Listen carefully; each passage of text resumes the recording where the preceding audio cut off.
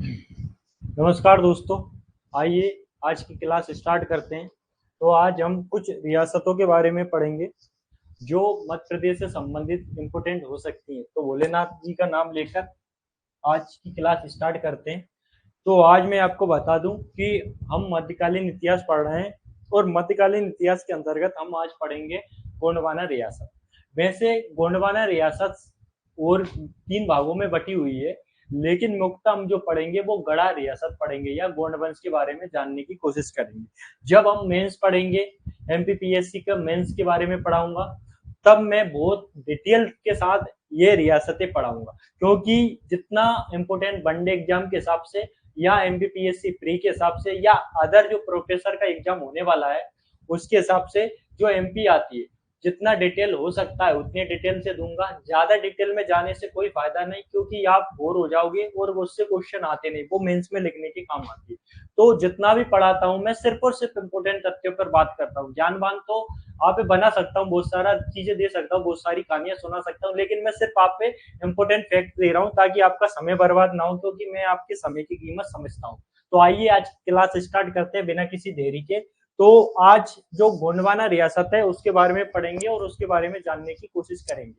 तो गोंडवाना रियासत आप सभी को पता है कि ये मध्य प्रदेश में लगभग कब कब का समय था। ये मध्य प्रदेश में 15वीं शताब्दी के आसपास। कब? 15वीं शताब्दी। मैं शताब्दी का मतलब बता चुका हूँ, आप बार बार एक ही चीज में रिपीटेशन नहीं कराऊंगा। तो 15वीं शताब्दी में गोंडवाना रियासत प्रारंभ होती है।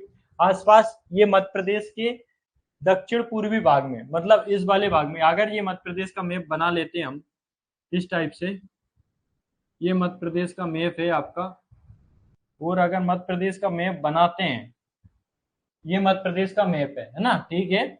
ये दक्षिण पूर्वी भाग, मध्य प्रदेश के दक्षिण पूर्वी भाग, मतलब इस वाले इलाके में, इस वाले इलाके में आपको गोंड वंश मिल जाएगा। गोंड वंश, गोंडवाना वंश मतलब गोंड वंश। गोंड वंश के पीछे भी रहस्य है, किंवदंती है कि गोंड वंश है, राजपूत पंथ है, वो भी थोड़ा बहुत बता देंगे, लेकिन काम का नहीं है आपका। ये बेसिकली जो क्षेत्र देखा जाए ये जबलपुर वाला है, और जबलपुर वर्तमान जबलपुर अकेले वाला क्षेत्र नहीं है, देखा जाए तो ये बेसिकली महाकौशल वाला क्षेत्र है।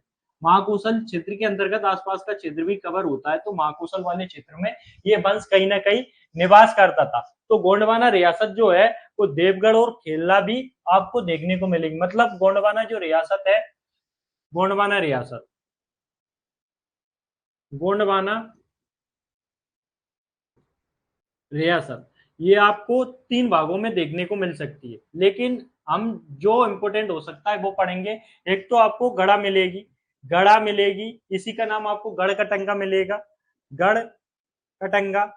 और इसी का नाम आपको गढ़ मंडला मिलेगा, गढ़ मंडला।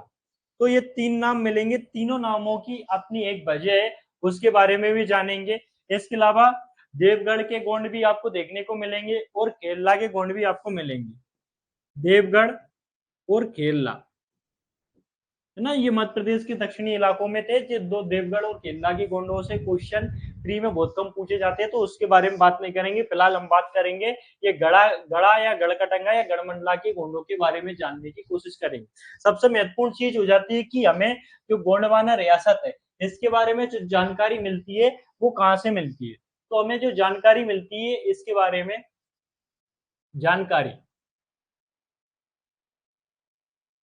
सबसे ज्यादा महत्वपूर्ण चीज है किसी की चीज के बारे में जानना। तो जानकारी जो हमें मिलती है वो मिलती है, एक तो गणेश नेत्रवर्णम, ये भी शिलालेख है, ये ध्यान रखना इसका नाम गणेश नेत्रवर्णम, गणेश नेत्रवर्णम।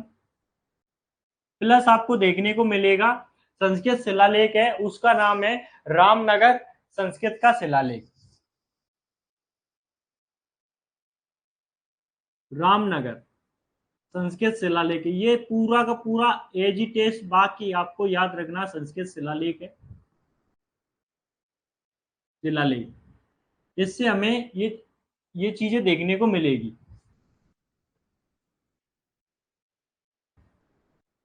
शिलालेख, इस वंश के बारे में, किस वंश के बारे में जानकारी मिलेगी हमें? जानकारी मिलती है हमें गोंड वंश, गोंड वंश गोंड वंश, गोंड वंश में कहाँ के गोंडों के बारे में, गड़ा या फिर गढ़कटंगा या गढ़मंडला, गढ़मंडला के गोणों के बारे में हमें जानकारी देखने को मिलेगी। देख तो रहा है ना, हाँ देख रहा है। देखो गढ़ा, गढ़ा बेसिकली मैं आपको बता दूं, जो गढ़ा क्षेत्र था वो यहाँ पर एक छोटा सा क्षेत्र था जबलपुर के आसपास। ये जबलपुर आपको दिख जाएगा, ये वाले इलाके में एक छोटी सी जगह थी गढ़ा। तो गढ़ा वाले इलाके में, जो जबलपुर वाले इलाके में बेसिकली देखा जाए तो एक गांव टाइप का था। तो उस गांव में इन्होंने अपना अधिकार जमाया, और इसी के आसपास आपको देखेगा कटंगा, या यहीं पे मिलेगा आपको कटंगा। जब इन्होंने ये गढ़ा के साथ साथ, यहाँ पे गढ़ा मान लो, जब ये गढ़ा वाले क्षेत्र में कब्जा कर लिया था, इसके बाद इन्होंने किस वाले इलाके में कब्जा कर लिया, ये कटंगा वाले इलाके में, ये कटंगा। जब इन्होंने इस पूरे इलाके में कब्जा कर लिया तो ये राज कहलाने लगा गढ़ कटंगा। और इसके बारे में जो हमें जानकारी मिलती है, इस क्षेत्र के बारे में जो हमें जानकारी मिलती है, जो गढ़ कटंगा को जीता, कटंगा को जीता था, वो हमें बेसिकली देखने को मिलेगी आपकी, ये ध्यान रखना जानकारी, कटंगा वाले क्षेत्र के बारे में जो जानकारी मिलती है, ये आप ध्यान रखना जानकारी। तो जानकारी यहाँ वहां से नहीं मिलती हुई है ना, तो ये जानकारी आपको मिलेगी अकबरनामा में। अकबरनामा आप सभी को पता है किसकी बुक है, अकबरनामा। अकबरनामा में ये जानकारी आपको देखने को मिलेगी, और ये आपकी बुक है अबुल फजल की, अबुल फजल। तो अकबरनामा में जो बुक मिलेगी वो आपको, अकबरनामा जो बुक है उसमें हमें इस बारे में जानकारी मिलेगी कि गढ़ कटंगा इस गढ़ा राज को बोला जाता था। और ये बुक है अबुल फजल की, ये पूरी जानकारी मिलना, क्योंकि अबुल फजल ने जो गढ़ा वंश है या गोंड वंश है, गढ़ा राज है या गोंड वंश, उसके बारे में बहुत विस्तृत जानकारी दी है समय समय पर। तो आप हमें एक तो ये इससे मिलेगी अकबरनामा से, दूसरी गढ़मंडला। गढ़मंडला जब कहलाया जब आपके एक शासक रहते हैं जिन्होंने अपनी राजधानी, जो रानी दुर्गावती के बाद जो राजधानी चेंज होती है, मैं बताऊंगा किस किस शासक ने गढ़ा बनाई थी, फिर सिंगोरगढ़ बनाई थी, फिर आपकी अन्य जगह जो राजधानी बनाई गई थी, है ना, वो उसके बाद जो आखिरी में जो राजधानी बनती है वो आपकी बनती है मंडला। तो जब नरेंद्र शाह ने, किसने, नरेंद्र शाह ने इसे राजधानी अपनी यहाँ पर बनाई थी, कहां पर, मंडला में बनाई थी, तब इसका नाम आपको मिलता है कहां पर, क्या मिलता है, गढ़मंडला। मतलब चौरागढ़ जो राजधानी थी, चौरागढ़ आपको मिलेगा यहाँ पर, गढ़मंडला मतलब ये वाले इलाके में आपकी राजधानी बनी थी, ये मंडला वाले इलाके में। तो गढ़मंडला जब फिर ये राज कहलाया गढ़मंडला, तो यहाँ पर आया क्या, इन्होंने राजधानी बनाई थी। इतनी जानकारी आपको समझ में आई हुई, तो हमें जानकारी यहाँ से मिलती है, और अकबरनामा से इस वंश के बारे में हमें जानकारी मिलती है। ये रामनगर का संस्कृत शिलालेख है, ये आपके लिए महत्वपूर्ण हो जाता है कि इस शिलालेख के बारे में हमें जो जानकारी मिलती है वो किससे मिलती है और किसने उत्कीर्ण करवाया था। तो ध्यान रखना, इसमें जो उत्कीर्ण करवाया था, उत्कीर्ण, ये सन भी याद रखना, क्योंकि आपसे पूछा जाएगा कब उत्कीर्ण करवाया था, तो 1667 में करवाया था। वो ये करवाया था आपके हृदय शाह ने, हृदय शाह में। और इसके इस अभिलेख से हमें जो जानकारी मिलेगी वो गढ़ जो गोंड वंश है, गोंड वंश के 54 शासकों के बारे में, मतलब यादव राय से लेके, यादव राय ध्यान रखना, यादव राय से हृदय शाह तक, क्योंकि इन्होंने ही इसे उत्कीर्ण करवाया था, अपने अपने अपने काल तक ही बताएंगे, उसके बाद तो ये भविष्यवक्ता है थे ही नहीं कि हमारे बाद और शासक आएंगे। तो इन्होंने अपने तक जो 54 शासक है, कितने शासक, ध्यान रखना 54 शासक, 54 शासकों के बारे में इस शिलालेख से हमें जानकारी मिलती है। किससे, रामनगर के संस्कृत शिलालेख से। इतने सारे स्रोतों से हमें इस वंश के बारे में जानकारी देखने को मिलती है। जैसे ही हम इस वंश के बारे में आगे जाते हैं और देखते हैं कि इस वंश के बारे में और चीजें जानने की कोशिश करते हैं, तो और चीजों में हमें ये आता है कि हम इनके शासकों के बारे में जानेंगे। शासकों के बारे में जो महत्वपूर्ण शासक है, मैं ध्यान आप पहले ही बता दूं, स्पष्ट कर दूं कि बहुत सारे शासक है। अगर हम एक एक रियासत को शासकों के अकॉर्डिंग पढ़ने लगे कि ये शासक है, वो शासक है, फलाना ढिकाना शासक है, तो भैया एक ही वीडियो नहीं, इसमें कम से कम 3-4 वीडियो लग जाएंगे और फिर भी कंप्लीट नहीं होगा। मेंस में तब पढ़ेंगे, तब मैं यहाँ पे बहुत ही डिटेल से पढ़ाऊंगा। लेकिन जहां मैं अभी जो पढ़ा रहा हूँ वो सिर्फ प्री के या वनडे एग्जाम के लिहाज से पढ़ा रहा हूँ यहाँ पे, या प्रोफेसर वाले एग्जाम के लिहाज से पढ़ा रहा हूँ, तो उसके लिहाज से जितने भी इंपोर्टेंट हो सकते हैं शासक, वो मैं यहाँ पे बताऊंगा। तो ध्यान रखना, सबसे पहले जो शासक के बारे में जानेंगे, इनके शासक, तो शासकों के बारे में जान लेते शासक। और यहाँ पर कौन से शासक, सिर्फ और सिर्फ प्रमुख शासक। प्रमुख शासक, प्रमुख शासक कौन कौन से हैं? सबसे पहले हम शासक जानेंगे यादव राय। यादव राय, इसके बारे में भी जानकारी लेंगे। फिर आपका आएगा अमरदास या संग्राम शाह। कौन आएगा? संग्राम शाह। संग्राम शाह की इसी उपाधि कैसे मिली वो भी जानेंगे हम, अच्छी खासी जानकारी। संग्राम शाह के दो पुत्र होते हैं, दलपति शाह और चंद्र शाह, लेकिन पहले आएगा दलपति शाह। दलपति शाह, दलपति शाह के बाद इसका बेटा जो शासक बनता है, इनकी जल्दी मौत हो जाती है, तो इनका बेटा बनता है वीर नारायण। वीर नारायण, जब वीर नारायण शासक बनता है तो इनकी संरक्षक के रूप में हम पढ़ेंगे रानी दुर्गावती के बारे में। दुर्गावती, दुर्गावती के बाद जब दुर्गावती अकबर अकबर क्या करता है, इस राज्य को अपने कब्जे में ले लेता है, तो फिर दल जो संग्राम शाह के एक और बेटा बचे थे, मैंने बताया था चंद्र शाह, तो आते हैं फिर चंद्र शाह। चंद्र शाह के बाद अगले जो शासक आते हैं वो आते हैं आपके हृदय शाह। हृदय शाह, हृदय शाह के बाद आपके जो शासक आते हैं वो आपके आते हैं नरेंद्र शाह। नरेंद्र शाह, और अंत में एक शासक के बारे में पढ़ेंगे 1857 क्रांति में भाग लेता है, वो है शंकर शाह। शंकर शाह। तो इतने शासकों के ऊपर हमारा ये आज का टॉपिक चलने वाला है। जो महत्वपूर्ण महत्वपूर्ण शासक है मैंने यहाँ पे बता दिए, लेकिन इन शासकों के बारे में बताने का मेरा सीधा सा मतलब यह है कि आपसे एक बार अभी 2020 में प्री में क्वेश्चन पूछा गया था कि किसके समय कौन सी राजधानी थी, किस शासक ने कौन सी राजधानी बनाई थी, तो वो आप ध्यान रखना। यादव राय और संग्राम शाह के समय गढ़ा राज था। गढ़ा, गढ़ा राजधानी थी इनकी। संग्राम शाह के समय भी गढ़ा राज थी, है ना। और जो आपकी कुछ बुकें परीक्षा दाम वगैरह है, उसमें कुछ जगह बताया गया है कि इनके समय राजधानी परिवर्तित हो गई थी। तो थोड़ा बहुत आप बुकों का भी ध्यान रखें कि बुकों में भी गलतियां हो सकती है और गलतियों को सुधारे। ऐसा नहीं कि किसी भगवान ने आकर लिख दी, इंसान ही लिखता है और गलतियां हो जाती है। बुक पर सवाल नहीं उठा रहा हूँ, लेकिन कुछ गलतियां हैं तो उन्हें ध्यान रखें। तो गढ़ा कहाँ पर है आपके? ये है आपके जबलपुर में। कहाँ पर है? जबलपुर। जबलपुर, दोनों गढ़ा है ना, इनके समय गढ़ा थी। जब ये आए कौन? दलपति शाह। जब दलपति शाह आए तब इनके समय जो राजधानी बनाई थी वो सिंगोरगढ़ बनाई गई थी। सिंगोरगढ़, सिंगोरगढ़। और सिंगोरगढ़ जो पड़ता है वो आपका पड़ता है दमोह में। कहाँ पड़ता है आपको? दमोह में। जब दमोह में आपकी राजधानी बनाई गई थी, यहाँ पर है दमोह, यहाँ पर जब दमोह में आपकी राजधानी बनाई गई थी तब यहाँ पर दिक्कत आने लगी। जब दमोह के बाद अगली जो राजधानी बनाती वो रानी दुर्गावती बनाती, और रानी दुर्गावती राजधानी जो बनाती वो बनाती है आपकी सिंगोरगढ़ के बाद जो राजधानी बनती है वो आपकी बनती है चोरागढ़। क्या बनती है? चोरागढ़। चोरागढ़, और चोरागढ़ जो आपका पड़ता है वो नरसिंहपुर जिले में पड़ता है। नरसिंहपुर, नरसिंहपुर जिले में। इसका भी रीजन होता है कि जब रानी यहाँ पर अपनी राजधानी बनाती है, दमोह से यहाँ पर दमोह होता है, जबलपुर के आसपास ये ऊपर वाले इलाके में देखोगे, ये दमोह कटनी यहाँ पर वाले इलाके में है दमोह। जब यहाँ से राजधानी इधर लाती है तो कोई ना कोई रीजन होगा, है ना। इसके बाद दुर्गावती आती है, चंद्र शाह आता है, चंद्र शाह के बाद हृदय शाह जो आता है वो राजधानी परिवर्तित करता है। ये ध्यान रखना किस शासक ने कौन सी राजधानी बनाई थी। आपसे क्वेश्चन पूछा जाएगा कि रानी दुर्गावती के समय राजधानी कौन सी थी, चौरागढ़ थी, गढ़ा थी, या सिंगोरगढ़ थी, या रामनगर थी। रामनगर, ध्यान रखना। तो आपसे पूछा जाएगा कहां पर राजधानी थी, है ना।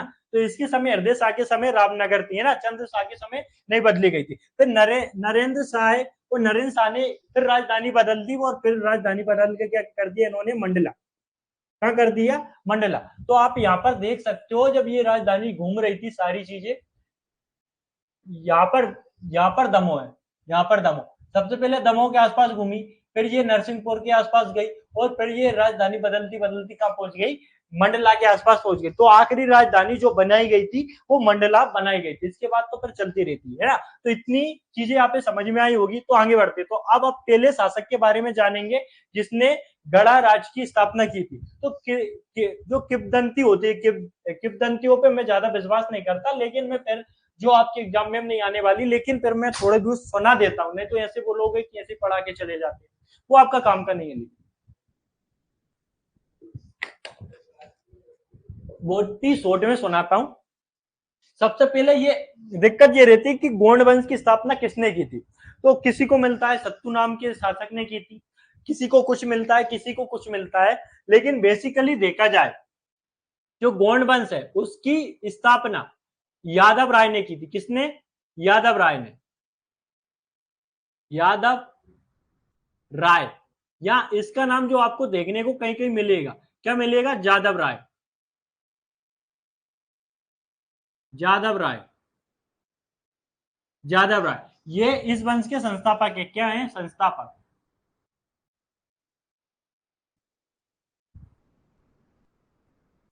संस्थापक इस वंश के यादव राय, या यादव राय के बारे में एक कहानियां है कि भैया ये ऐसे नहीं आए। थोड़ी बहुत सुन लो कि इनके जो माता थी और जो पिता थे, है ना, पिता नाग थे और इनकी माता जो थी वो एक आम मतलब महिला ही थी, जो नाग नाग वगैरह नहीं थी। जब भी वो लोगों के सामने आते थे इनके पिता, तो वो पुरुष बन जाते थे, वैसे नाग थी। तो ये कहीं ना कहीं ये किंवदंती है कि उनसे ये उत्पन्न हुए थे यादव राय, तब इन्होंने स्थापना की। ऐसा भी माना जाता है कि ये मंडला के आसपास यहाँ पर हे वंश का शासन था। यहाँ पर ये गढ़ मंडला, ये मंडला वाला घाट है, यहाँ पर ये मंडला, ये बाला घाट है, ये मंडला या बाला घाट के आसपास यहाँ पर हे वंश का शासन था। तो यहाँ पर ये शासक पहरेदार के रूप में थे। तो इन्हें कहीं ना कहीं फिर जब ये सो रहे थे तो इन्हें भगवान श्री राम और लक्ष्मण जी और सीता माता और हनुमान जी दिखाई दिए। मतलब उसके रूप में, एक बंदर के रूप में हनुमान जी दिखाई दिए और बीच में एक स्त्री थी और दो पुरुष आ रहे थे। तो इन्होंने सपना देखा, बाद में इन्होंने किसी गुरु से पूछा, तो उन्होंने बोला कि भगवान ने तुम्हें संकेत दिया है और जाकर तुम अपना शासन भार स्थापित करो। तो इसके बाद ये अपना शासन भार स्थापित करते। तो बहुत सारी किंवदंतियां हैं, लेकिन जो वास्तविक संस्थापक माना जाता है वो आपका माना जाता है कौन? यादव राय या यादव राय। वो काम की नहीं आती ये संस्थापक। इतना ही ध्यान रखना कि गड़ा गोंड वंश का संस्थापक कौन है। इसके बाद जो अगला शासक आता है, अगले शासक के बारे में हम जानते हैं। अगला शासक आपके लिए महत्वपूर्ण हो जाता है और अगला शासक आता है आपका संग्राम शाह। संग्राम शाह, संग्राम शाह का एक अन्य नाम भी मिलेगा आपको, वो मिलेगा आपको क्या? अमरदास। जो वास्तविक नाम था इनका, ध्यान रखना, वास्तविक नाम, वास्तविक नाम अमरदास।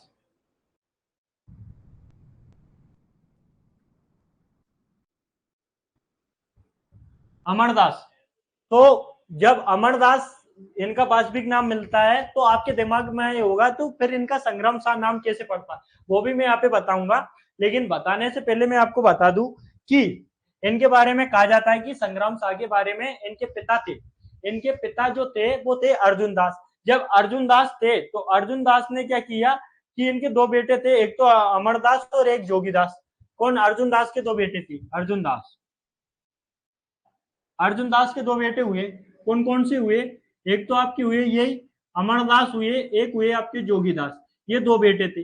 जब अमरदास हल्का था तो पिता ने डांट लगाई होगी। तो ओबियसली है कि माँ बाप अपने बेटे बेटियों को डांट लगाता है, डांट लगा दी होगी। तो ये ऐसे ही थे, उठ के भग लिए और भग के ये बगल में का पहुंच गए कि बघेल, बघेल वंश में।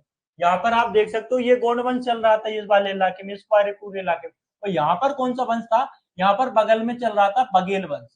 कौन सा? बघेल वंश। और बघेल वंश में जो शासक था उस समय वीर भानु था।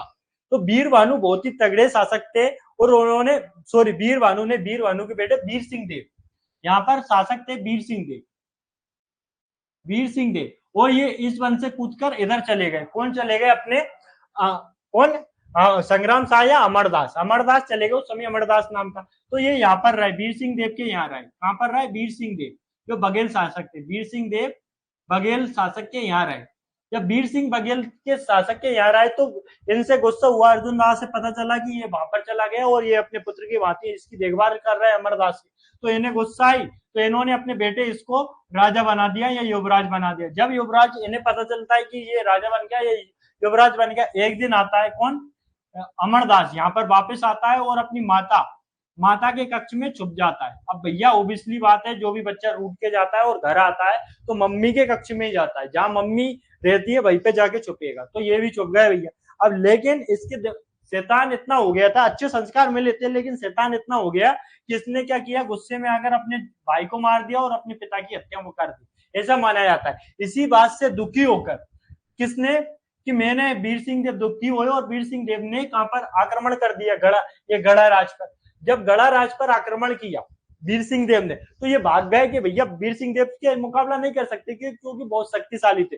बाद में इन्हें पछतावा हुआ और वीर सिंह देव के साथ इन्होंने आत्मसमर्पण किया अमरदास ने, कि मुझसे गलती हो गई, आप भी मेरे पिता के समान है, मैं एक पिता की हत्या तो कर चुका हूं, लेकिन मैं वापिस आपसे युद्ध नहीं कर सकता क्योंकि मैं अब मेरी पश्चाताप हो रहा है और मुझे बहुत ज्यादा रिग्रेट हो रहा है इस बात का कि मैंने बहुत बड़ी गलती की। इसके बाद वीर सिंह देव खुश हो जाता है और उससे कहता है जा बेटा तू शासन कर ले। अब ये शासन करने लग जाता है। लेकिन संग्राम शाह क्या करता है, आप सभी को पता है, मैं पढ़ा चुका हूं वहां पे पहले, कि एक शासक था कौन, बाज बहादुर। ये मध्य प्रदेश मान लो आप, ये क्या है, मध्य प्रदेश है आपका, ये मध्य प्रदेश है और ये बगल में आपको देखिएगा ये है आपका गुजरात। गुजरात का एक शासक था, उस शासक ने एक समय था यहाँ पर कब्जा कर लिया था। वो कौन था, बहादुर शाह। बहादुर शाह ने यहाँ पर कब्जा कर लिया था और यहाँ पर आगरा था। जब आगरा में हुमायूं था, क्योंकि हुमायूं शेरशाह सूरी से लगातार युद्धों में उलझा रहता था, तो वो आगरा, दिल्ली से ज्यादा आगरा में रहता था, हुमायूं था। जैसे ही हुमायूं को पता चलता है कि बहादुर शाह क्या कर रहा है, कब्जा कर रहा है, तो बहादुर शाह को हराने के लिए हुमायूं आता है। मैं बता ही चुका हूँ, रायसेन में, यहाँ पर रायसेन के आसपास आता है, यहाँ पर रायसेन इलाका है, इस वाले इलाके में आ जाता है। जब यहाँ पर आकर मंदसौर का युद्ध इसके साथ लड़ता है या रायसेन के पास युद्ध करता है, तो फिर इसकी सहायता कौन करता है, बहादुर शाह की सहायता कौन करता है, अमरदास। यहां से आ जाता है ये, और अमरदास किसकी सहायता करता है, बहादुर शाह की सहायता करता है। जब बहादुर शाह की अमरदास सहायता करता है तो अमरदास को बहादुर शाह एक उपाधि दे देता है और उस उपाधि का नाम होता है संग्राम शाह। तो ऐसे इनका नाम क्या पड़ा, संग्राम शाह। तो ये स्टोरी थी, थोड़ी सी मैंने बता दी, ज्यादा डिटेल में नहीं जाऊंगा क्योंकि बहुत लंबी क्लास हो जाएगी अब। तो संग्राम शाह हो गया, अमरदास आप समझ में आ गया। और इस वंश के जो बारे में हमें जानकारी मिलती, क्योंकि किसी ना किसी शासक के बारे में कोई ना कोई चीज हमें जो पढ़ रहे हैं तो कहीं ना कहीं तो जानकारी मिलेगी भैया, बिना जानकारी के कोई भी चीज हम कैसे जान सकते। तो जो जानकारी मिलती है इस वंश के बारे में, जानकारी मैं पहले भी बता चुका हूं, इस वंश के बारे में जानकारी हमें गणेश नेप वर्णम और रामनगर के संस्कृत शिलालेख से मिलती है। लेकिन इससे पहले हमें जो संग्राम शाह था, इन्हें एक उपाधि मिली थी, उपाधि वो ध्यान रखने, उपाधि बहुत इंपॉर्टेंट है इनके बारे में। इन्हें माना जाता है 52 गणाधिपति, 52 गणाधिपति भैया। मतलब इससे पहले यादव राय तक जो अर्जुन दास बाकी जो शासक हुए वो ऐसे ही थे, कुछ क्षेत्र में, कम क्षेत्रों में शासन कर रहे थे। जैसे ही अमरदास आया या संग्राम शाह आया, ये बहुत ताकतवर शासक था और इसने अपने आसपास के 52 गढ़ों को जीत लिया था।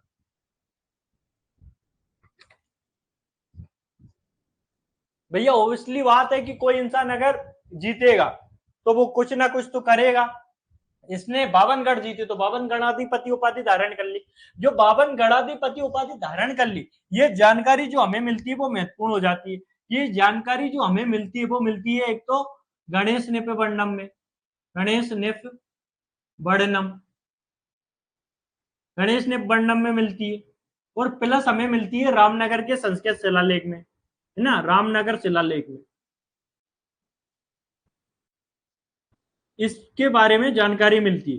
वो ये जानकारी मिलती है कि इसने 52 गणाधिपति जब उपाधि धारण की थी कि इसने 52 गढ़ जीत लिए थे, 52 गढ़ विजेता, आसपास के 52 गढ़ जीत लिए थे किसने, संग्राम शाह ने या अमरदास ने। इसके बाद इसे 52 गढ़ाधिपति के नाम से जाना जाता है और उपाधि 52 गढ़ाधिपति धारण की। और इसके अलावा ये कभी भी था भैया, क्योंकि ये बहुत खतरनाक शासक था तो कुछ ना कुछ तो करेगा ही, है ना। ये संस्कृत अभिलेख चल रहा है, मतलब कहीं ना कहीं संस्कृत का क्रेज था, तो इसने एक रचना रची, क्या रचना लिखी, रचना जिसका नाम था रस रतन माला। क्या नाम था, रस रतनमाला। और ये रस रतनमाला, ये ध्यान रखना, ये संस्कृत में ही है भैया, क्योंकि ये संस्कृत विद्वान थे, है ना, संस्कृत का विद्वान था। इसके अलावा जो हमें चीजें मिलती है इनके दरबार में, हमें एक क्या मिलता है, दरबारी कवि भी मिलता है। उस दरबारी कवि का नाम भी जान लो, क्योंकि दरबारी कवि के बारे में भी राजा अधूरे थे, सारे के सारे राजा अधूरे माने जाते थे। दरबारी कवि थे, जो दरबारी कवि थे वो भी महत्वपूर्ण हो जाता है। और दरबारी कवि थे इनके दामोदर ठाकुर, दामोदर ठाकुर, जो दामोदर ठाकुर थे वो दरबारी कवि थे। तो ये सारी जानकारी, इसके अलावा जो गोंड राज का जो, क्योंकि इन्होंने 52 गणाधिपति उपाधि धारण कर ली, मतलब सबसे ज्यादा गण इन्होंने प्राप्त किए थे, मतलब जो वास्तविक रूप से संस्थापक, मतलब बड़े राज का जो शासक बना, इसलिए इसको क्या माना जाता है, इस 52 गण जीतने के कारण इन्हें क्या माना जाता है कि ये वास्तविक संस्थापक थे, वास्तविक। तो ध्यान रखना, आपसे क्वेश्चन पूछा जाएगा कि गौड़ वंश का वास्तविक संस्थापक या गड़ा राज का वास्तविक संस्थापक कौन है, यादव राय, संग्राम शाह, अर्जुन दास, या फिर आपका हृदय शाह कौन है। तो आपके सामने ऑप्शन होंगे, तो आप ऑप्शन जो टिक करेंगे आंसर, वो आपको होगा संग्राम शाह, है ना। और संस्थापक कौन रहेगा, यादव राय या यादव राय, है ना। इसके अलावा जो आपकी चीजें देखने को मिलती है, वो मिलती है कि भैया इनके दो पुत्र हुए, और दोनों पुत्रों के नाम आपको सामने आएंगे, वो थे दलपति शाह और चंद्र शाह, मैं पहले भी बता चुका हूं। लेकिन इसके अलावा इन्हें इनने सोने के सिक्के जारी किए थे, किसके सिक्के, सोने के सिक्के, सोने के सिक्के। और सोने के सिक्कों में इन्हें पुलत्स्य वंशी कहा गया, पुलत्स्य वंशी, पुलत्स्य वंशी कहा गया या पुलत वंशी कहा गया। हाँ, पुलत्स्य वंशी या पुलत्स्य वंशी कहा गया, क्योंकि इस वंश का शासक था वो महान शासक थे। कहीं ना कहीं ये हमको ये बताना चाह रहे थे कि हम रावण के वंशज है, क्योंकि महाराजा जो रावण थे, रावण के जो राणा थे वो पुलत्स्य ऋषि थे। तो कहीं ना कहीं इन्होंने क्या किया कि अपने वंश को, क्योंकि रावण खुद ब्राह्मण था और ब्राह्मण वंश के होने के कारण, और रावण खुद पुलत्स्य वंशी था, तो कहीं ना कहीं रावण के अपने, कहीं ना कहीं ये मानते हैं कि हम रावण के वंशज हैं, और ये अपने आप को शक्तिशाली मानने की कोशिश करते हैं। इसके अलावा जो हमें चीजें मिलती है, वो ये मिलती है कि इन्होंने क्या किया था, इन्होंने, इनके दो पुत्र थे, अब किया कुछ नहीं था, इनके दो पुत्र हुए, है ना। आगे कहानी बढ़ाते हैं, क्योंकि कोई भी राजा हुआ उसके पुत्र मिलेंगे, और पुत्र मिलेंगे तो भैया क्या मिलेगा, उनके बारे में आगे जानकारी मिलेगी। तो दो पुत्र कौन हुए, दो पुत्र मैं बता ही चुका हूं आपके, एक तो मिलते हैं आपके दलपति शाह, दलपति शाह, और दलपति शाह के बाद जो अगला शासक वो मिलेगा आपको चंद्र शाह। दो शासक मिलते हैं ना। तो आपको सबको पता है कि अपने हिंदू समाज में जो सबसे बड़ा बेटा होता है, वो योग हो या अयोग हो, कैसा भी हो, ये योग थे ऐसा नहीं बोल रहा हूं, लेकिन जो हिंदू समाज में ऐसा रहता है कि जो ज्येष्ठ बेटा होता है या बड़ा बेटा होता है उसको ही राजा बना दिया जाता है, या उत्तराधिकारी बना दिया जाता है, या युवराज बना दिया जाता है। तो आप सभी को पता है दलपति शाह बड़े बेटे थे, जब दलपति बड़े बेटे थे तो दलपति शाह को क्या बना दिया गया, युवराज बना दिया गया या राजा बना दिया गया। जब दलपति शाह को राजा बना दिया गया, किसको, दलपति शाह,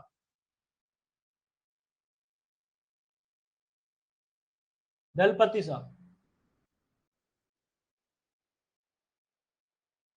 देखो, छोटी राइटिंग लिखने से और ऊपर लिखने से थोड़ी राइटिंग में दिक्कत आती, लेकिन अगर मैं छोटी राइटिंग नहीं लिखूंगा और बड़ी करके राइटिंग लिखूंगा तो इतने सारे पेज भरा जाएंगे कि मुझे ही पता नहीं कितने पेज भर दूंगा। इसलिए मैं कोशिश करता हूँ कि आपकी एक पेज में, मतलब एक स्लाइड में आपकी ज्यादा से ज्यादा चीजें कवर हो जाए, ताकि आप पे दिक्कत ना आए। इसलिए मैं कोशिश करता हूँ, बाकी कोई उद्देश्य नहीं मेरा, ताकि आप ये पीपीटी की फॉर्म में मिल जाए। अगला जो शासक हुआ वो हुआ दलपति शाह। दलपति शाह, ऐसा माना जाता है कि दलपति शाह जब शासक बना तो ये बहुत कम समय के लिए शासक बना।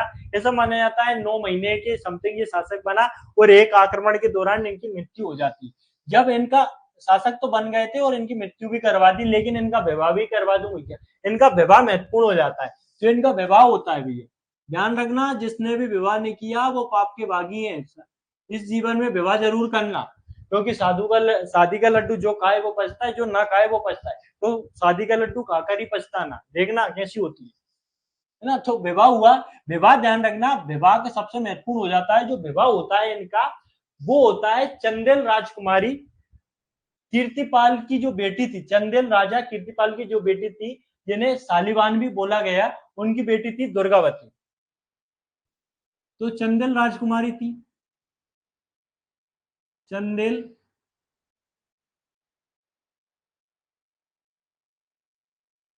राजकुमारी। चंदेल राजकुमारी किसकी पुत्री थी? ये पुत्री थी कीर्तिपाल, कीर्तिपाल या सालीवान। ये आपको नाम दोनों ध्यान रखना, जो एक ही नाम मिलता है ना, कीर्तिपाल या सालीवान। ये अलग अलग नाम जो मिलते हैं। सालीवान जो है, मैं यहाँ पे बता चुका हूँ कि अकबरनामा में अबुल फजल ने इस वंश के शासक जो कीर्तिपाल थे, इन्हें सालीवान कहा गया। और ये बोला गया कि चंदेलों की स्थिति अब कमजोर हो चुकी थी, क्योंकि अगर ये गोंडों के साथ विवाह कर रहे हैं तो गोंड राजपूत राजा नहीं थे, और जब राजपूत राजाओं के साथ शादी नहीं हो रही, मतलब कहीं ना कहीं इनकी स्थिति कमजोर मानी गई। किसने? अकबरनामा में, जिससे बहुत सारी जानकारी इस वंश के बारे में हमें देखने को मिलती है। किसके साथ विवाह हुआ चंदेल राजकुमारी? दुर्गावती से। कौन थी ये? दुर्गावती। दुर्गावती।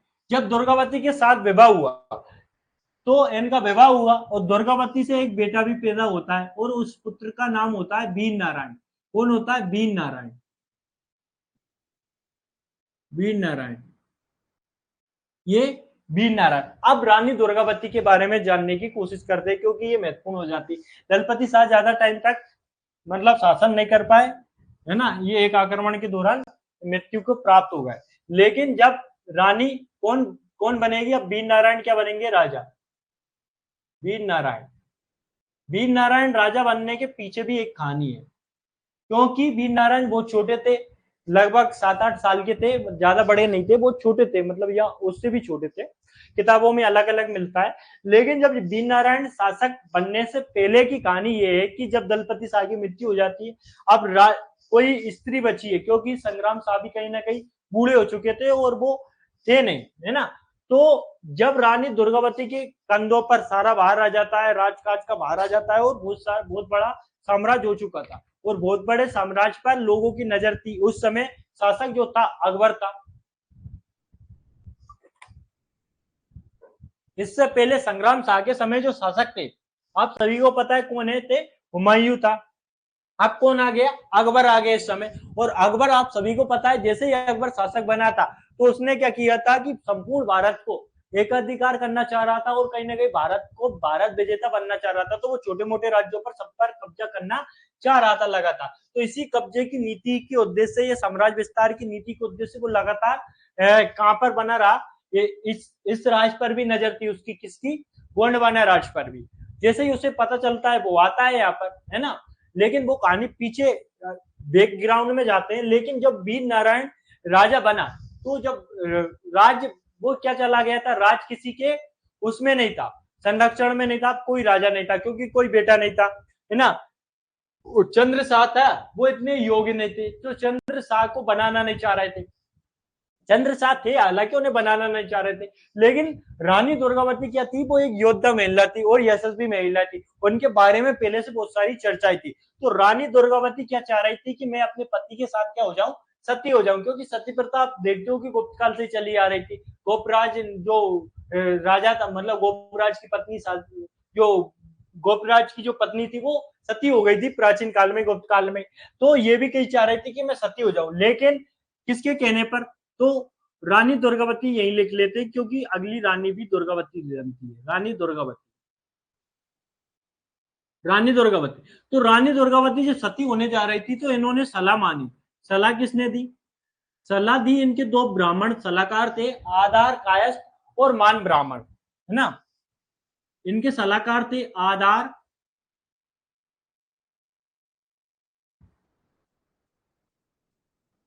कायस्थ प्लस मान ब्राह्मण।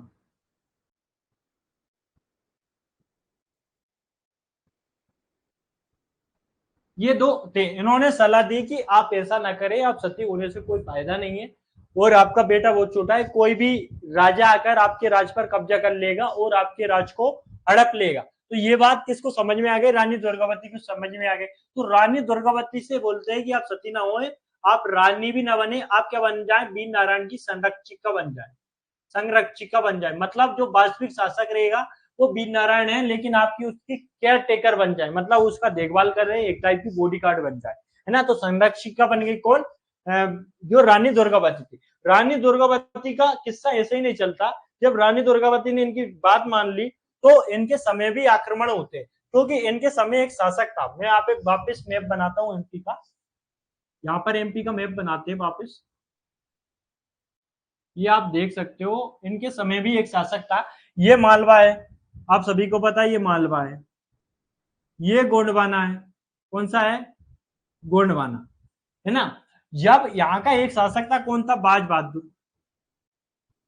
बाज बहादुर, वो यहाँ पर रानी दुर्गावती थी, कौन थी, रानी दुर्गावती, जो आप देख सकते हो ये है रानी दुर्गावती, है ना। इनके बारे में लिखा है कि जब आई दुर्गावती चंदेलों के घर जन्मी थी, दुर्गावती अवतारी, दुर्गावती तेज बल सास की धनी, राजा दलपत से ब्याही, गोंडवाना की रानी, रानी बनी, हर मुश्किल से डटकर लड़ी, दुश्मन हो चाहे कोई भी हो, रण में ना कभी पीछे हटी, देखकर अपना आत्म बलिदान इतिहास में वो अमर हो गई, है ना। वो भी कैसे आत्म बलिदान दिया, जब बाज बहादुर था, बाज बहादुर ने कहा तो ये तो एक महिला शासन कर रही है यहाँ पर, और बच्चा इनका छोटा है, तो मैं कहीं ना कहीं इस पर आक्रमण करूं और आक्रमण करके इस राज्य को जीत लूं, किसको, गोंडवाना लैंड को। तो जो पहला आक्रमण होता है, कौन सा पहला आक्रमण, जो फर्स्ट आक्रमण होता है रानी दुर्गावती पर आक्रमण, आक्रमण कौन करता है, फर्स्ट आक्रमण जो करता है वो आपका मिलता है बाज बहादुर। हालांकि अफगानों ने भी किया था, लेकिन वो काम के नहीं है आपके, बाज बहादुर, बाज बहादुर आक्रमण करता है।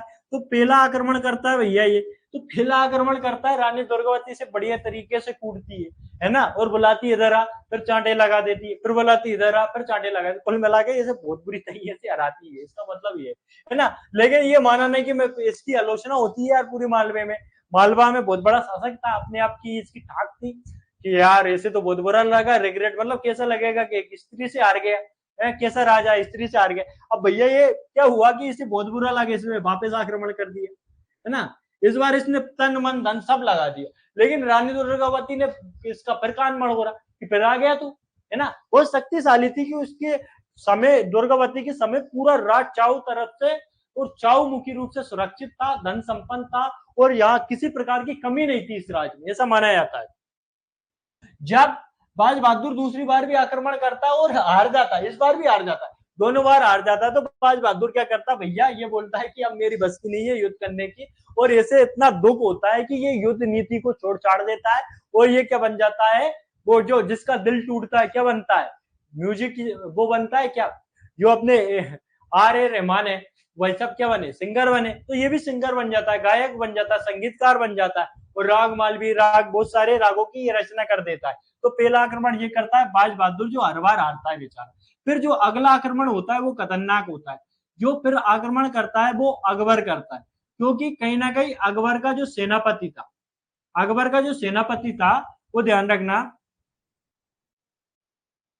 अगला जो आक्रमण करता है वो आपका करता है अकबर का सेनापति या सूबेदार था, वो था आसफ खान, कौन था, आसफ, आसफ खान। ये मन करी रियासत का एक वो क्या था, सूबेदार था, मुगल सूबेदार था, मानिकपुर, सॉरी मानिकपुर, मानिकपुर का सूबेदार था। तो इससे पता चलता है यार ये तो एक स्त्री है और स्त्री यहाँ पर शासन कर रही है ना। तो ये भी क्या करता है, क्या करता है, दुर्गा रानी दुर्गावती पर आक्रमण करता है। तो आप देख सकते हो यार इतनी बड़ी फौज है, अकबर की फौज है, और अकबर पूरे भारत का, दिल्ली सल्तनत मुगल काल का राजा है और बहुत बड़ा राजा है, उसका सामना तो कोई नहीं कर सकता, छोटी मोटी फौज। तो रानी दुर्गावती को पता था कि अगर ये आक्रमण करेंगे तो कहीं ना कहीं अपन हारेंगे, क्योंकि इतनी बड़ी फौज के सामने लड़ना बहुत मुश्किल है ना। तो रानी दुर्गावती को पहले ही तैयार थी कि हारेंगे जरूर, क्योंकि रानी दुर्गावती के बारे में आक्रमण करने के पीछे रीजन था कि रानी दुर्गावती को कहीं ना कहीं अकबर क्या चाह रहा था, उसके हरम में शामिल करना चाह रहा था। क्योंकि आसफ खान ने बोला था कि इतनी सुंदर स्त्री है, बहुत सुंदर स्त्री है, और जिस भी घर में जाती है वहां पर लक्ष्मी की बरसात हो जाती है, इस टाइप की स्त्री है। तो अकबर ने कहा कि क्यों ना हम अपने हरम में शामिल करवा ले। तो ये बात किसको पता चलती है? रानी दुर्गावती को पता चलती है। तो रानी दुर्गावती बोलती है, पहले संदेशा जाता है कि आप अधीनता स्वीकार कर लो, आपके राज को बचा दिया जाएगा, लेकिन स्वाभिमान की रक्षा के लिए रानी दुर्गावती बोलती है हम युद्ध के लिए तैयार है, अकबर हो या बाबर हो, हम सबको देख लेंगे।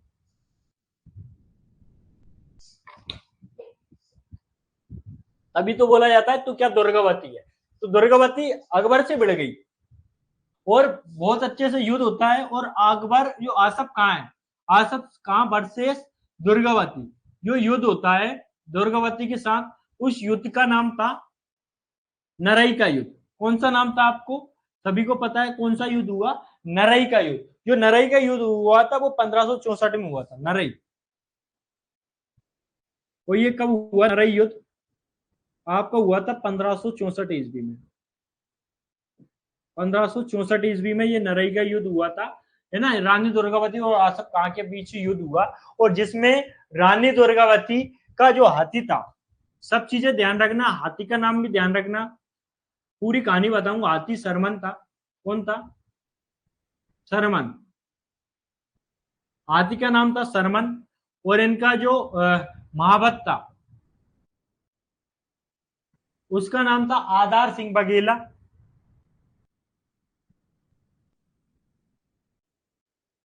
आधार सिंह बघेला या बघेला, ये आपको नाम मिलेगा, है ना। इसके अलावा जो इनके क्या थी, जो इनकी क्या थी, इनकी जो इन्होंने क्या किया बरेला, और इनकी जो समाधि रहती है, आपकी समाधि आपको मिलेगी बरेला जबलपुर में,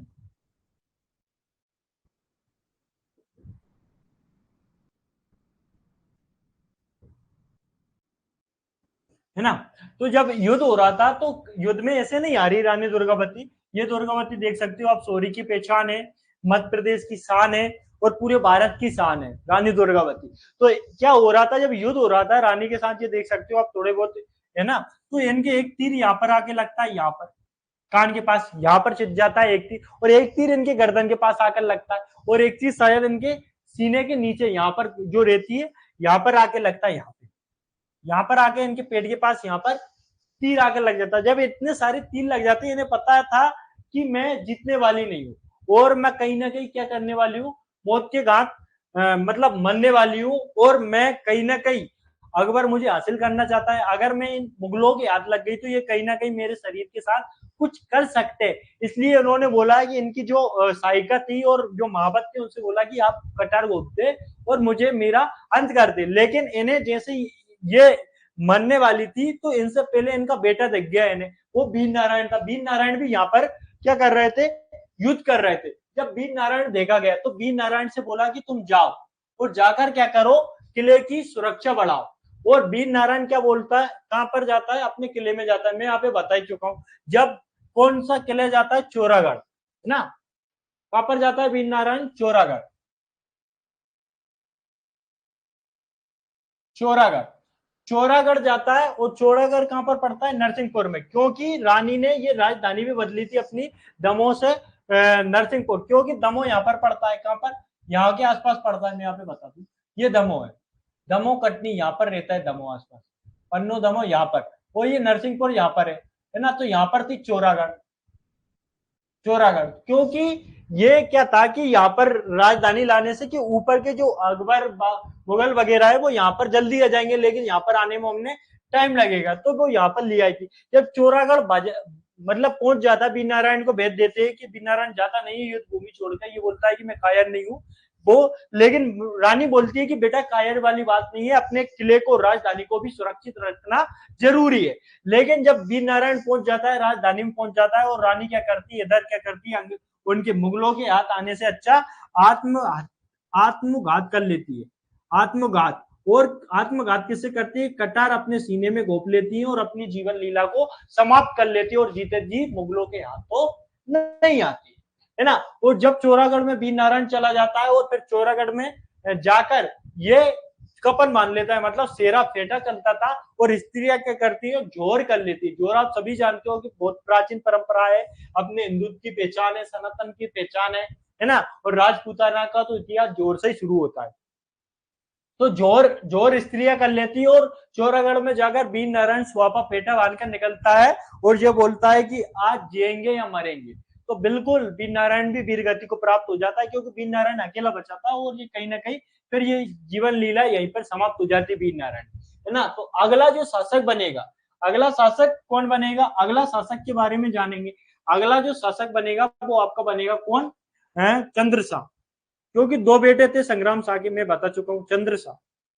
चंद्रशाह अगला शासक बनता है। चंद्रशाह, क्योंकि ये जब कौन दुर्गावती जब हार गई थी, तो ये किला किसके अधीन हो गया था, गोंड वंश किसके अधीन आ गया था, मुगलों के अधीन। लगभग 25 वर्ष तक, कितने वर्ष तक, 25 वर्ष तक ये अधीन रहा, किसके, मुगलों के, गोंड वंश मुगलों के अधीन रहा, मुगलों के अधीन रहा। इसके बाद चंद्रशाह जाता है, और चंद्रशाह को कहीं ना कहीं फिर 25 साल बाद जब उसे किसको, मतलब कम भी समय हो सकता है, एग्जैक्ट टाइम पे मत जाना कि 25 साल तक, लेकिन ये मुगलों के अधीन हो गया था गोंड वंश। इसके बाद अकबर को जैसे पता चलता है कि ये कहीं ना कहीं गलत हुआ है, मैंने और एक स्त्री को मैंने मरवा दिया मेरे द्वारा, तो इसे बहुत रिग्रेट होता है, और चंद्रशाह भी पहुंच जाता है। तो इसके बाद चंद्रशाह को क्या करते हैं, अकबर क्या बनते हैं, राजा राजा स्वीकार कर लेते हैं, राजा स्वीकार कर लेता है, राजा स्वीकार कर लेता है। कौन कर लेता है, अकबर। और अगला शासक जो बन जाता है वो बन जाता है आपका चंद्रशाह। चंद्रशाह के बाद जो अगला शासक बनेगा वो आपका बनेगा कौन, इतनी जानकारी रखना इनके बारे में। अगला शासक जो बनेगा वो बनेगा आपका हृदय शाह के बारे में कहा जाता है कि इन्होंने अपनी राजधानी कहां कहां से कहां पलटा ली इन्होंने अपनी राजधानी, ये आप देख सकते हो, है ना। चौरागढ़ चली गई, यहां पर थी, अब इन्होंने राजधानी का बना ली अपनी, यहां पर रामनगर, यहां पर रामनगर है, रामनगर भी मंडला में पड़ता है। इन्होंने अपनी राजधानी रामनगर बना ली, है ना। तो ये रामनगर अपनी राजधानी बनाता है, रामनगर क्या बनाता है, कैपिटल बनाता है अपनी, कैपिटल राजधानी का बना लेता है, रामनगर बना लेता है। इसके अलावा इसके बारे में अगर कोई चीज है, हृदय कौतुक और हृदय प्रकाश नाम की दो रचनाएं लिखी इसने, रचना ध्यान रखना, हृदय कौतुक और हृदय प्रकाश, हृदय प्रकाश नाम की दो रचनाएं इसने लिखी। इसके अलावा जो अगला कौन आता है, शासक आता है, और अगला शासक के बारे में जानते हैं। जो अगला शासक आएगा वो आपका आएगा कौन, नरेंद्र शाह। नरेंद्र शाह, जो नरेंद्र शाह शासक आता है, नरेंद्र शाह क्या करता है, जो अपनी राजधानी है, जो कैपिटल है, वो कैपिटल कहां ले जाता है, अब ये कैपिटल ले जाता है मंडला, कहां ले जाता है, मंडला। और फिर मंडला कहां पर, ये देख सकते हो आप, ये रामनगर चली गई। अब ये रामनगर यहीं पे मंडला था, तो नीचे ले जाता है, और नीचे ले जाता है डर के मारे कि कोई आक्रमण न कर दे, तो मंडला पहुंचा लेता है ना, मैं पहले भी बता चुका हूं। ये मंडला ले जाता है अपनी राजधानी, कौन, नरेंद्र शाह। नरेंद्र शाह के बाद जो अगला शासक आता है वो आपका आता है कौन, जो महत्वपूर्ण शासक हो सकते हैं वो आपके आते हैं कौन, शंकर शाह।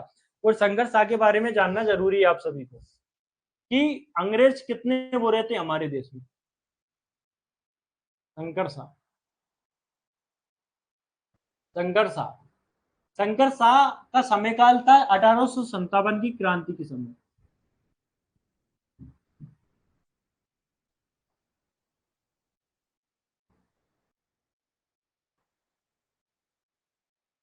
1857 की क्रांति, 1857 की क्रांति में इन्होंने भाग लिया। और इनके समय जो कैप्टन क्लार्क थे, कौन थे, कैप्टन क्लार्क, कैप्टन टेलर, इनसे बहुत ज्यादा परेशान हो चुके थे, किससे, शंकर शाह से। और शंकर शाह के एक बेटे का नाम था, इनका एक पुत्र था, उस पुत्र का नाम था रघुनाथ शाह, रघुनाथ शाह, रघुनाथ शाह। शंकर शाह और रघुनाथ शाह देखा जाए तो 1857 की क्रांति में बढ़ चढ़कर भाग लिया, और अंग्रेजों के कहीं ना कहीं ये छक्के छोड़ा रहे थे। तो अंग्रेजों को बहुत ज्यादा दुख हो रहा था और अंग्रेज कहीं ना कहीं इन्हें पकड़ना चाह रहे थे। इतना ज्यादा आतंकित कर दिया था अंग्रेजों को, इन्होंने परेशान करके रख दिया था कि आसपास का क्षेत्र इन्होंने लगभग विजय पा ली थी और अंग्रेज बहुत ज्यादा दुखी थे कि भैया एक बार हत्या चढ़ जाए। लेकिन अंग्रेजों की करामत देखो कि इन्होंने कुछ नहीं किया, मतलब ऐसा किया कि कुछ नहीं किया कि भैया अंग्रेजों ने ऐसा किया, क्या किया, इनको तोप के मुंह से बांध बांध दिया। ये तोप मान लो, ये तोप, ये आप देख सकते हो, ये तोप यहाँ के इन दोनों को इस तोप के मुंह से बांध दिया बाप बेटो। इस टाइप से आप देख सकते हो, दोनों बाप बेटों को तोप के मुंह से बांधकर उड़ा दिया। ये तोप है ना, शंकर शाह और रघुनाथ शाह को तोप के मुंह से बांधकर उड़ाया। मतलब इतनी उससे बेरहमी से मारा गया कि दोनों को, बाप बेटों को तोप के मुंह से बांधकर उड़ाना, मतलब कहाँ की वो इंसानियत हो गई यार। अंग्रेज कैसे भी अच्छे नहीं थे, ना ही मुगल अच्छे थे अपने देश में, ना ही अंग्रेज थे, है ना। लेकिन क्या करें, अपने देश का दुर्भाग्य कि हमें इनके बारे में पढ़ना पड़ता है ना। तो ये सारी चीजें हमें जो गोंड वंश के बारे में महत्वपूर्ण हो सकती हैं वो मैंने यहाँ पे बताई, है ना। लेकिन कुछ चीजें गोंड वंश से पढ़ाने से पहले कुछ चीजें और छुड़ी गई हमारे इतिहास में, कुछ टॉपिक छोटे से वंशों के बारे में, जैसे फारूकी वंश, जो निर्माण का फारूकी वंश था या बुरहानपुर का वंश था, और तोमर वंश के बारे में थोड़ी बहुत चीजें जो छूट चुकी है उनके बारे में हम थोड़ा बहुत और पढ़ लेते हैं,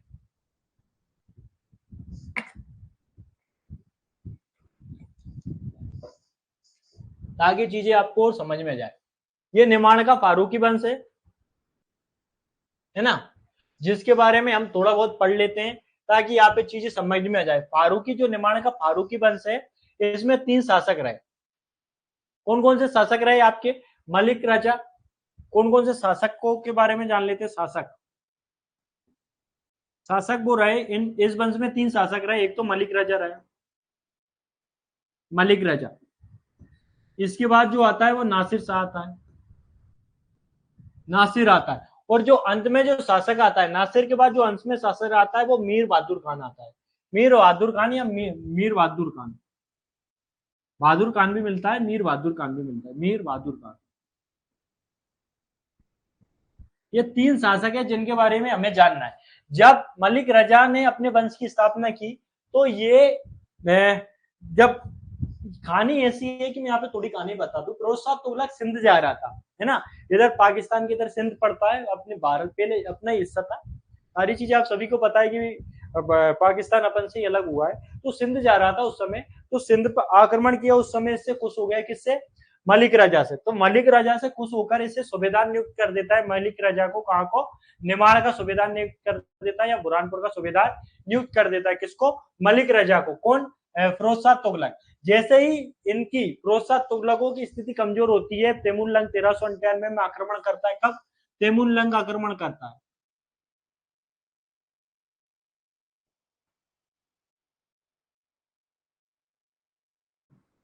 तैमूरलंग जो आक्रमण करता है वो 1398 के आसपास ये आक्रमण करता है, भारत पर आक्रमण करता है। और इस समय जो यहाँ का जो शासक था, जो तुगलक वंश का नसरुद्दीन महमूद तुगलक था, उसके समय स्थिति कमजोरी हो गई थी, क्योंकि आक्रमण कर देता है। तो फिर कहीं ना कहीं इसका फायदा उठाकर ये अपने राज्य को स्वतंत्र राज्य घोषित कर लेते हैं, और ये निमाड़ का फारूकी वंश जो रहता है वो स्वतंत्र रूप से अपना शासन स्थापित कर देता है। लेकिन ध्यान रखना, जो खानदेश में अपना शासन चलाता है जिसका नाम बुरहानपुर था, है ना, और इसका पुराना नाम ध्यान रखे तो आप ध्यान रखना, ब्रगनपुर या ब्रह्मटपुर। ये टा है, ब्रह्मटपुर, ये इस टाइप से टा है, और एक और टा है नीचे, तो 2 टा है ना। ब्रह्मटपुर या ब्रगनपुर इसका नाम था। लेकिन ये खानदेश जैसे नाम पड़ा। आप पे मैं बता दूं कि जो खानदेश नाम पड़ा, खानदेश के पीछे भी काम है कि जो मलिक रजा के बाद जो अगला शासक आता है उसे एक उपाधि मिलती है, उसके नाम पर इसे खानदेश नाम पड़ता है ना। वो चीजें हो गई। मलिक राजा इस वंश का वास्तविक संस्थापक माना जाता है, कि यही संस्थापक था, कि इसने इस वंश की स्थापना की थी। इस ध्यान रखना, इसके पुत्र जो नासिर था, नासिर की शादी ध्यान रखना दिलावर का गोरी या गोर वंश से हुई थी। आप यहाँ पे पढ़ा चुका हूँ कि मालवा का स्वतंत्र शासक था दिलावर का गोरी, जिसने मालवा में गोरी वंश की स्थापना की थी, उससे पुत्री के साथ हुई थी। सोचो इनकी स्थिति कितनी मजबूत होगी, है ना। इसी के समय असीरगढ़ के किले, जो असीरगढ़ का किला था, यहाँ बुरहानपुर का जो किला था वो दक्षिण के रास्ते का पहरेदार कहा जाता था। दक्षिण के रास्ते का पहरेदार या पेरुआ मतलब ऐसा था कि दक्षिण भारत से कोई आक्रमण करेगा तो उसी एक ही मतलब जो दक्षिण भारत और उत्तर भारत में जो जाने का रास्ता था, एकमात्र रास्ता यहीं से गुजरता था। ये अगर मध्य प्रदेश मान लो आप, जैसा भी हो, यहाँ पर जो रास्ता था ये बुरहानपुर है और यहाँ पर एक दर्रा है, उस दर्रे से ही आप जा सकते हो। आप सभी को पता है दर्रा के बारे में, आप सभी जानते होंगे। जो दर्रे आने जाने का जो रास्ता है वो यहीं पे था, है ना। तो कहीं से दूसरी जगह से जाया आया नहीं सकता था, तो इसलिए इस जगह को दक्षिण के रास्ते का पहरेदार कहा जाता है या दक्षिण का प्रवेश द्वार कहा जाता है ना, बुरहानपुर के दर्रे के कारण। अगले शासक जो था वो था आपका वो नसीर। नसीर के नाम पर ही जो नसीर को एक उपाधि मिलती है, उसी उपाधि मिलने के बाद ये खानदेश कहलाने लगता है। बुरहानपुर को एक नाम मिलता है खानदेश। खानदेश इसलिए कहा जाता है क्योंकि नसीर खां को एक उपाधि मिलती है, खान की उपाधि। जब खान की उपाधि एक संत द्वारा दी जाती है इन्हें, है ना, नसीर खां को उपाधि मिलने के बाद ये क्या बुरहानपुर को क्या कहा जाता है, खानदेश कहा जाता है। आई समझ में आपको? खानदेश कब कहा गया जब नसीर खां को उसकी उपाधि मिल रही है, खान की उपाधि। इसके अलावा संत जैनुद्दीन थी, संत जैनुद्दीन थी, उनके सलाह पर इन्होंने ताप्ती नदी के दोनों किनारों पर, ये मत यहाँ पर बैतूल से मुल्ताई बैतूल से ताप्ती नदी निकलती है, तो उसके दोनों किनारों पर, बुरहानपुर भी उसके तट पर बसा हुआ, उसके दोनों किनारों पर इन्होंने दो नगरों की स्थापना की। उसका नाम था जैनाबाद और बुरहानपुर की इन्होंने स्थापना की। और जो जहां पर जो वास्तविक देखा जाए, जो असीरगढ़ का किला हुआ करता था पहले, इस क्षेत्र में जो असीरगढ़ का किला था बुरहानपुर में, आपने पढ़ा होगा, वहां पर आशा नाम का एक आहिर राजा शासन करता था, छोटा मोटा राजा था। तो इसने कहीं ना कहीं धोखा देकर, किसने, नसीर शाह ने धोखा देकर तो इस किले पर ही कब्जा कर लिया कि हट तू दूर और तू यहीं पे काम कर, मैं तेरा राजा बनूंगा। तो इसने उस पर शासन स्थापित कर लिया। आगे बढ़ते तो मीर बहादुर खां के समय आप सभी को पता है अकबर आक्रमण करता है, और अकबर के जीवन का ये अंतिम आक्रमण होता है, या अंतिम अभियान होता है, और जो 1601 में करता है अकबर द्वारा। 1601 में अकबर द्वारा ये अंतिम विजय होती है उसकी। और ऐसा माना जाता है जो असीरगढ़ का किला था उसे सोने की कुंजी से खोला गया था। सोने की कुंजी से खोलने से किताबों में कुछ तो ऐसा मिलता है कि सच में उसने सोने की चाबियां बनवाई थी इसे खोलने के लिए, लेकिन कुछ किंवदंतियों में ऐसा मिलता है कि इसने असीरगढ़ का किला जब खोल रहा था तो इतना खुश हो गया था, क्योंकि ये दक्षिण भारत का जाने का रास्ता इसे मिल गया था। तो इतना खुश था कि इसने बहुत सारा सोना बढ़वाया था पहरेदार पर, वहां के लोगों पर। इसलिए बोला जाता है कि ये असीरगढ़ के किले को सोने की कुंजी से खोला गया। इसके अलावा ये ध्यान रखना कि बुरहानपुर में आपको कुछ इमारतें मिलेंगी, यहाँ कुछ स्थापत्य कला के क्षेत्र में भी योगदान मिलता है। वो मिलती है बीबी की मस्जिद और जमा मस्जिद, दो मस्जिदों को ध्यान रखना जो बुरहानपुर में मिलती है। ये हो गया आपका। अगला जो वंश के बारे में थोड़ा बहुत पढ़ लेते हैं, हालांकि पहले पढ़ना चाहिए, उस वंश के बारे में जानने की कोशिश करते हैं। वो आपका मिलता है तोमर वंश, क्योंकि तोमर वंश भी कहीं ना कहीं इंपोर्टेंट होता है, और इंपोर्टेंट होने के कारण मैं आपको कुछ चीजें उसके बारे में भी बता देता हूँ। देखो तोमर वंश में भी जो शासक रहे वो 3-4 शासक महत्वपूर्ण है जिनके बारे में जानेंगे, जैसे वीर सिंह देव तोमर, इसके बाद कल्याणमल, और इसके बाद मान सिंह, और फिर आता है विक्रमादित्य सिंह तोमर, जो आपके सामने मिलती है चीजें। तो तोमर वंश के बारे में जानेंगे तो 3-4 शासकों के बारे में जानेंगे। सबसे पहले, यार जगह नहीं है यहाँ पर, कहाँ पर लिखूंगा, यहाँ पर ही लिख देता हूँ।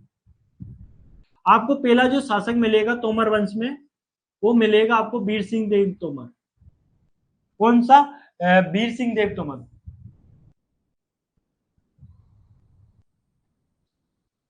वीर सिंह देव तोमर, जो आपको पहला शासक मिलेगा।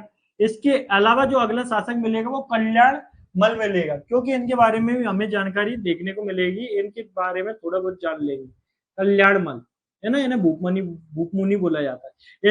ये क्रम से शासक नहीं है कि इनका बेटा यही हुआ, लेकिन ये ध्यान रखना कल्याण मल का जो अगला बेटा होता है वो होता है मान सिंह तोमर।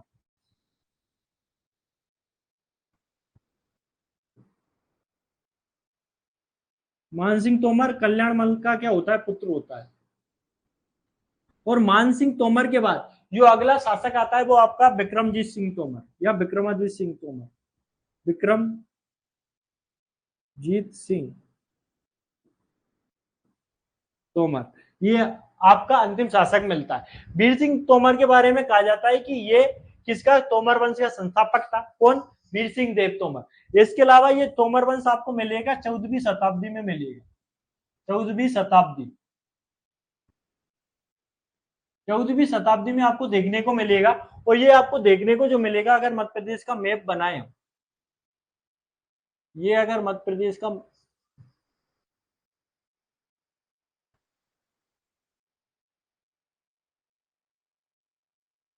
ये मध्य प्रदेश का मैप मान लो यार, आप सही से नहीं दिख रहा हो,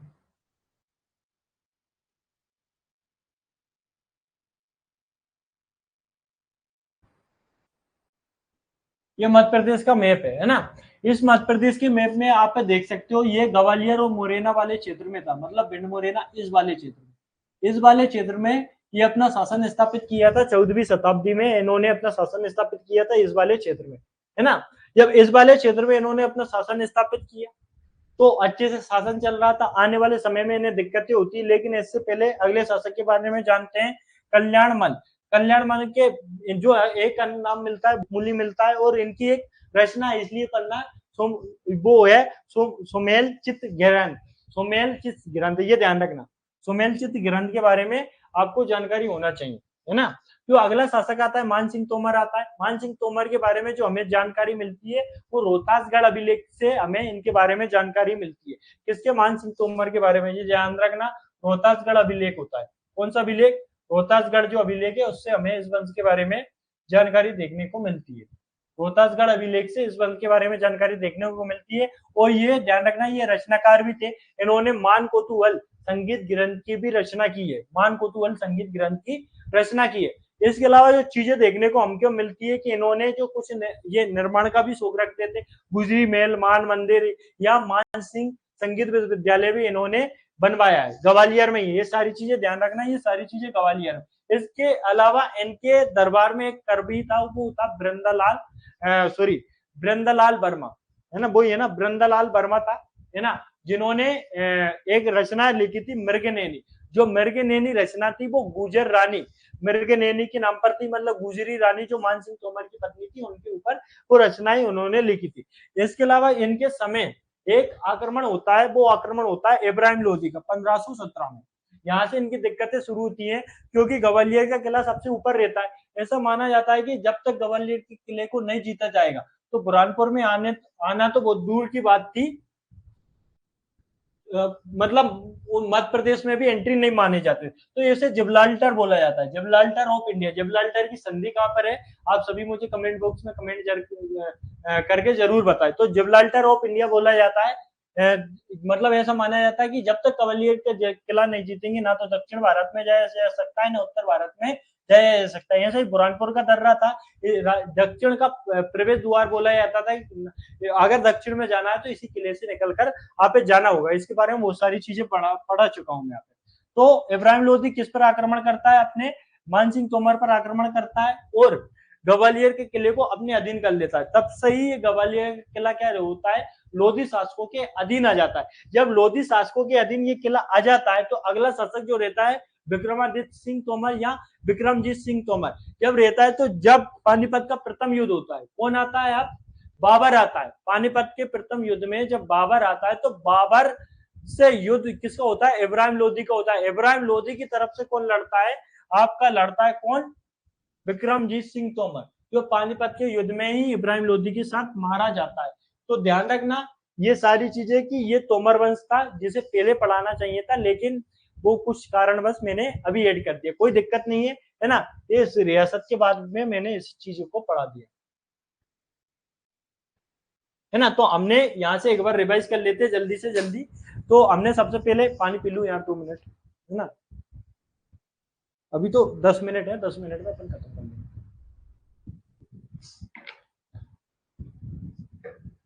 मैंने यहाँ पे आज जो रियासत पढ़ाई वो है आपकी गोंडवाना रियासत। जितने भी इंपॉर्टेंट फैक्ट हो सकते हैं वो चीजें मैंने बताई। एक बार जल्दी से रिवाइज करते हैं भोलेनाथ का नाम लेकर।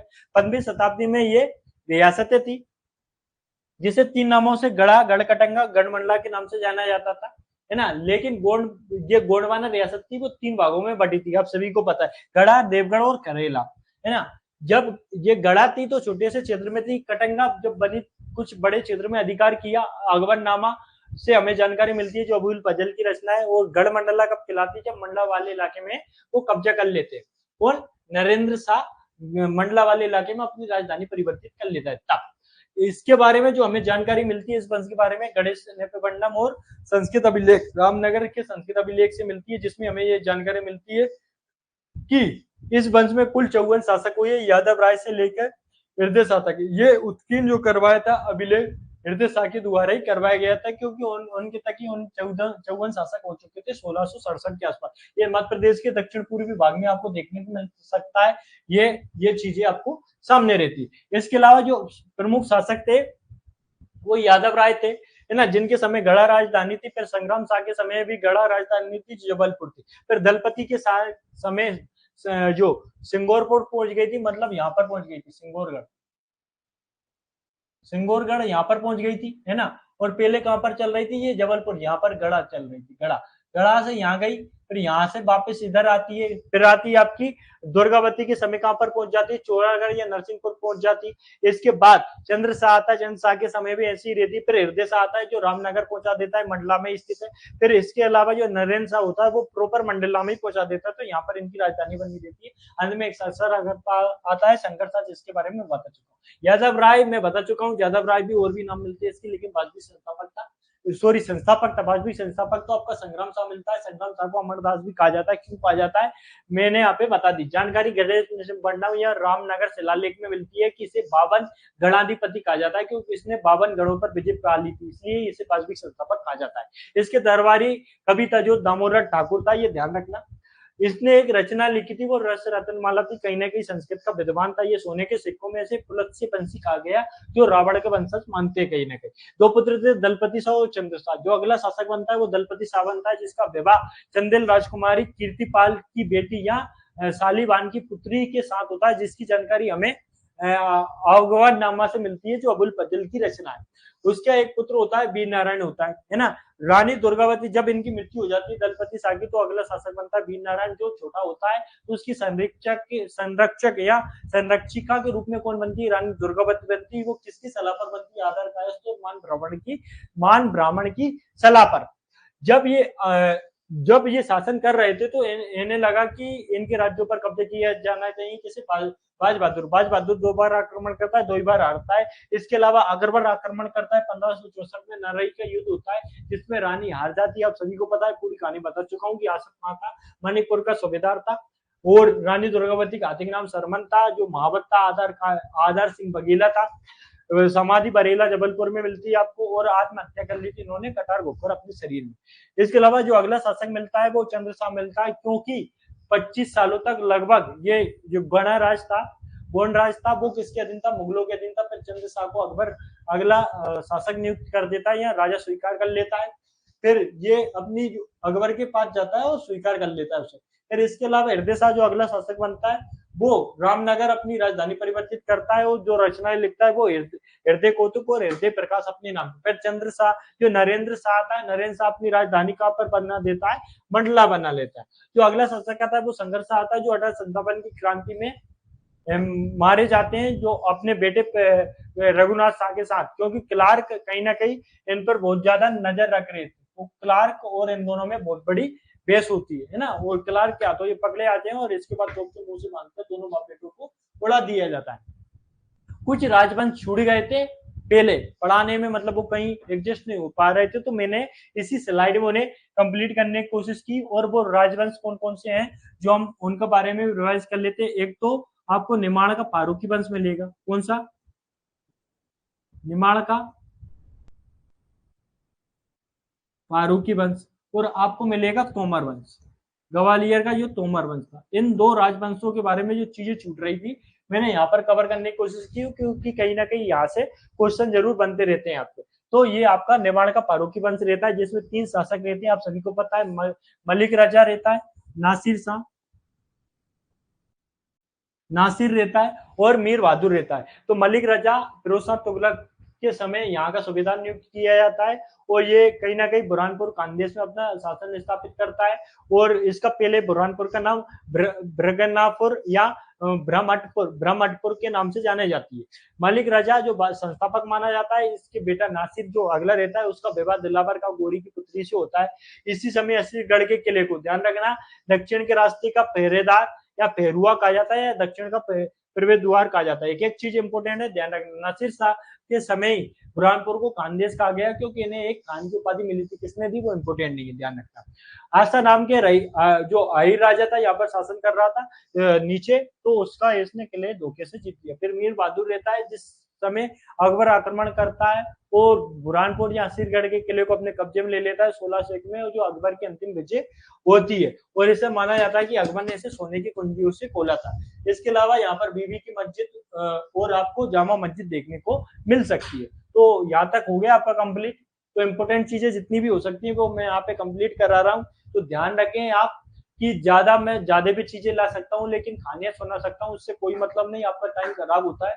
जो मैं चीजें अगर डीपली पढ़ाऊंगा तो वो पढ़ाऊंगा मैं यहाँ पे मेंस में, है ना। फ्री में मैं इतनी चीजें, फालतू की चीजें नहीं पढ़ाता, मैं सिर्फ इंपोर्टेंट चीजों पे बात कर रहा हूँ, ताकि आपका टाइम भी महत्वपूर्ण है और मेरा टाइम भी महत्वपूर्ण है। मैं फालतू चीजें बोल बाल कर, ज्यादा स्टोरियां सुनाकर आपके कान भर दूं, उससे कोई मतलब नहीं। जो एग्जाम में आएगा, है ना, आपकी टाइम की वैल्यू समझता है, वो इंपोर्टेंट चीजें ला रहा हूँ, है ना। लगभग अगर आप चीजों को देखोगे तो आप इंपोर्टेंट चीजें नजर आएंगी। अगर आप क्लास अच्छी लगती है तो आप ज्यादा से ज्यादा लोगों को शेयर कर सकते हैं, चैनल को सब्सक्राइब कर सकते हैं, ताकि मुझे भी मोटिवेशन मिले और मैं भी अच्छी वीडियो बनाऊं। और जो भी आप लगे कि और अच्छी वीडियो बनना चाहिए, तो आप कमेंट बॉक्स में कमेंट कर सकते हैं। जो भी आपका सजेशन होगा वो सर्वोपरि होगा, क्योंकि जनता ही माई बाप होती है। तो मिलते हैं एक नई वीडियो के साथ। जय हिंद, जय भारत।